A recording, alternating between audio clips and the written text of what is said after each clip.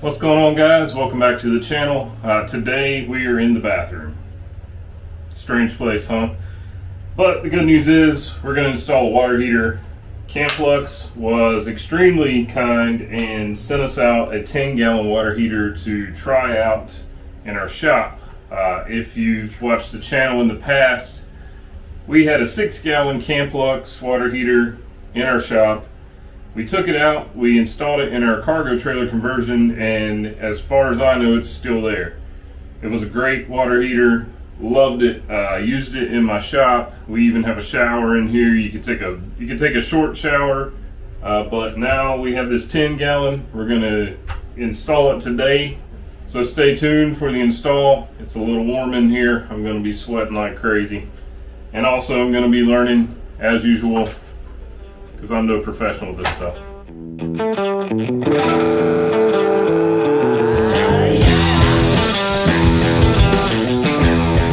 In the box, you're gonna get the 10-gallon water heater, of course, and then you also get a pressure relief valve that goes on top under this cap. Then on the sides, you have your cold water inlet, your hot water outlet. This is where we connect our electricity. Extra items that I bought for the install. Of course, you're going to have to plumb everything in, and I have PEX lines in my shop already.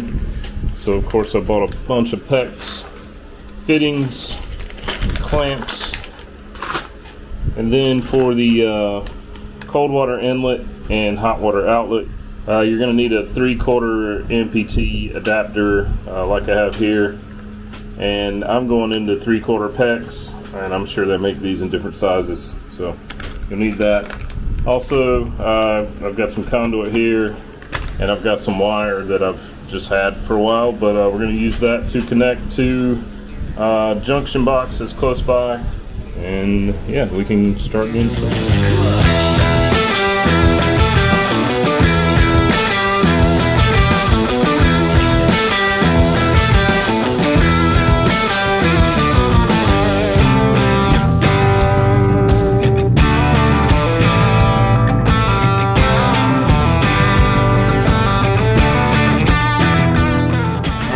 Got the electrical, at least the line is on, not connected of course.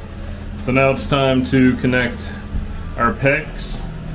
We've got to work around this jumbly mess I have over here to tie into our water lines for the building.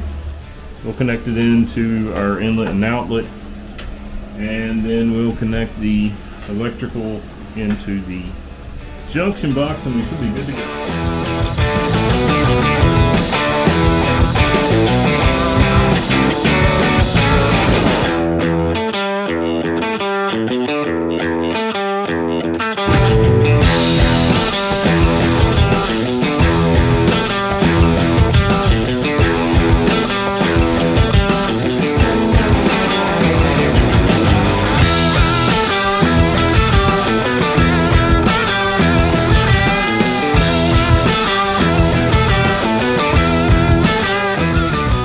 Okay, we've got everything plumbed and electrical's connected, but before we turn the power back on, that's why it's so dark in here, we're going to run the cold water side. We're going to open up this valve.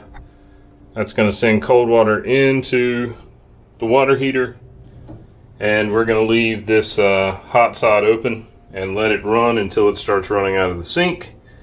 And when it does, we'll know the water heater is full. Then we can turn our electricity back on, and that way we don't burn up an element inside the hot water heater. Here we go. Oh yeah. Oh yeah, it's spraying out down there. All right, cool, great. You probably can't see this, but I forgot to crimp this connection down. That'll get you every time. Yep, that ought to do it. Okay, let's try this again.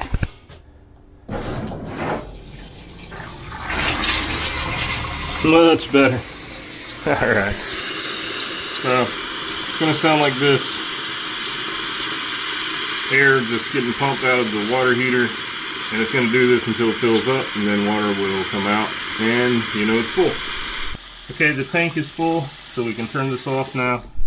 So I'm just going to check over these lines one more time. And then I'm going to remove this panel and see what kind of adjustments I need to make before we turn the power on. From the factory it's set to 125. I think I'm going to bump it up to about 135 and see how it does.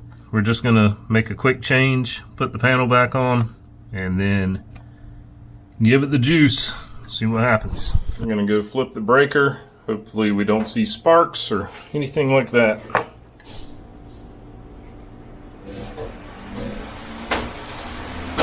So far so good. No leaky water, no sparks, no fires. Alright, we're going to give it a little while, maybe 30 minutes, and I'll come back and see if it's heated up any at all, and if not, we'll give it an hour. Maybe I'll try out the shower, and then I'll report back, let you guys know how long the hot water lasts. Well guys, I tried to come back and give a 30-minute update, but I did it all in a time lapse, which has no sound. So instead of a 30-minute update, I've got a week update for you. I didn't realize I'd done that until I started editing. So I've used my shower probably 3 times. I haven't run out of hot water yet. There's a few things I really like about these mini tank systems. One is consistency. So we had a tankless water heater in our cargo trailer conversion, and there was just no consistency at all. That was the reason we switched it out for the mini tank heater, and it was amazing after that. One of the other things I really love about these mini tank units is that most of them run off of 120 volts, which means that's just one breaker in your breaker box. So if you're adding one, it's going to cost you a little less to do that. You don't have to get 2 breakers. It's more efficient. It's not using as much power. You can run it off of less. Say you have a power outage and you wanted to take a shower, a hot shower. Well, I can plug a generator into my shop and I can heat the water, where I could do that with a 220, but you got to have more generator, you got to have a lot more stuff. And the last thing I want to say about it is how easy it is to connect. You've got 2 water lines, a cold water feed, and then your outlet, which is your hot water, and you have your electrical connection, which I get. The reason I didn't show me connecting that is because if you don't know what you're doing, you could get hurt. So I didn't want to show that because I don't want you guys trying to copy me. I have worked with enough electricity to know what I'm doing, but I'm no professional. So just to wrap it up, if you're interested in a water heater like this or anything that Camplux makes, I'll leave a link to their website below. Also down below, I'm going to leave a link to our Amazon storefront.